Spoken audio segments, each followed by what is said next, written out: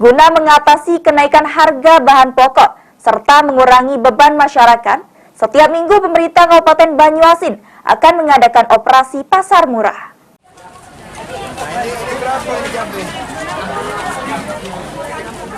Tingginya harga bahan pokok yang terjadi saat ini membuat masyarakat mengeluhkan hal tersebut. Pemerintah pun kini mengambil tindakan guna mengatasi keluhan serta meringankan beban masyarakat.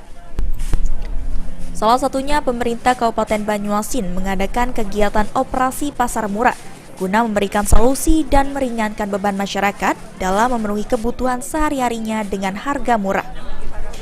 Penjabat Bupati Banyuasin Hani Syopiar Rustam mengambil langkah proaktif untuk mengatasi kenaikan harga bahan pokok yang terjadi belakangan ini dengan membuka pasar murah yang mana pasar murah ini akan diadakan setiap minggunya. Naikkan sudah ke Bulog dan bersama-sama kami pemerintah Kabupaten Banyuasin ini untuk melakukan kegiatan pasar murah setiap minggu. Tujuan sekali lagi adalah untuk meringankan beban masyarakat di saat ada kenaikan harga dan akhirnya adalah kita mengendalikan harga serta memberikan laju inflasi di Banyuasin, di Provinsi Sumsel dan di Indonesia. Suryadi, PAL TV.